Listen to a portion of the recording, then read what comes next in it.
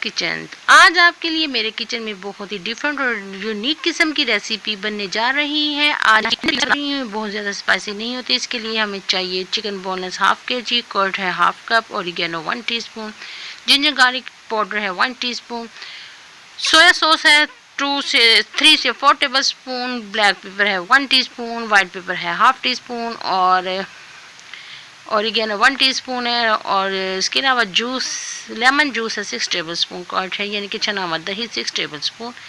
اس کے علاوہ ہم اس میں یوز کریں گے جناب کوکنگ آئل. اگر آپ اس کو زیادہ مزے کی بنانا چاہتے ہیں تو اس کو اولیو آئل میں بنائیں گے تو آپ سوچ بھی نہیں سکتے کیا. کوئی بات نہیں، کوئی ایسا ہارڈ اینڈ فاسٹ رول نہیں ہے. اگر آپ کے پاس نہیں ہے تو آپ ریگولر کوکنگ آئل کے ساتھ بھی اس کو بنا سکتے ہیں. اس کے اندر میں نے ایڈ کر دیا ہے لیمن جوس کو. خوب اچھی طریقے سے انکورپوریٹ کر رہی ہوں. جب اچھی طریقے سے مکس ہو جائے گا لیمن اور یہ آئل اکٹھا ہو جائے گا ایک جان، تو دین ہم اس کے اندر ایڈ کر دیں گے یہ spice, black paper, ginger garlic powder, white powder, oregano,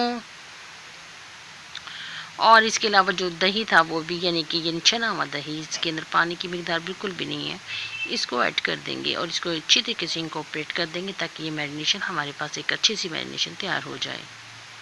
آپ میرے کہنے پہ یہ ریسیپی ایک دفعہ ضرور ٹرائی کیجیے گا، اور جس نے ٹرائی کی ہو یا جس کو اچھی لگی ہو وہ کمنٹس میں ضرور بتائیے گا. اس کے اندر میں نے 1 ٹی اسپون روسٹڈ زیرہ بھی ایڈ کر دی ہے. اگر آپ کی کوئی فرمائش ہے کہ آپ اپنی کوئی پسندیدہ ریسیپی مجھ سے بنوانا چاہتے ہیں تو ان باکس میں مجھ سے یہ اپنی فرمائش یا ریکویسٹ بھیج سکتی ہیں. سالٹ اس میں ایز ٹو ریکوائرڈ استعمال کیا ہے، اپنی مرضی کے مطابق کم یا زیادہ کر سکتے ہیں. اب اس کے اندر 2 ٹیبل اسپون کے برابر میں ہنی استعمال کروں گی. اس سے ہنی سے نہ صرف اس کا ٹیسٹ نکل کے آئے گا بلکہ اس میں میٹ کو گلنے میں بھی اس کو مدد ملے گی. اگر تو آپ کو میری ریسیپی پسند آتی ہے تو اس کو لائک، سبسکرائب اور شیئر کرنا نہ بھولیا کریں، اور اس کے بعد بیل آئیکن کے بٹن کو بھی پریس کر دیا کریں تاکہ ہر آنے والی نئی ویڈیو کی نوٹیفیکیشن آپ کے پاس سب سے پہلے آئے. چکن پہ میں نے یہاں پہ سویا سوس لگایا 6 سے 8 ٹیبل اسپون کے برابر میں نے فریش کریم ایڈ کر دی ہے. اس کو میں اچھی طریقے سے مکس کر رہی ہوں.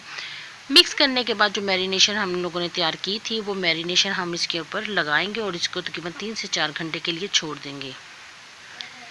اگر آپ کے گھر میں کوئی فنکشن ہے تو آپ اگر رات کو بنانا چاہتے ہیں صبح لگا دیں، اگر صبح یوز کرنی ہے تو رات کو لگا کے رکھ دیں. آپ پہ ڈیپینڈ کرتا ہے آپ اس کو کس طرح مینیج کریں گے. لیکن میرے کہنے پہ آپ ضرور ایک دفعہ یہ ریسیپی ٹرائی کیجیے گا. یہ شیش ٹاک بہت ہی مزے کا بنتا ہے.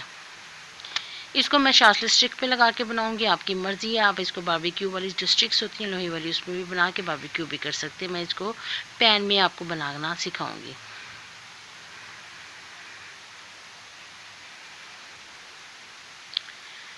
یہ 2 سے 3 گھنٹے کے میرینیشن کے بعد جناب یہ میں نے اس کو شاسل اسٹکس میں لگا دی ہے.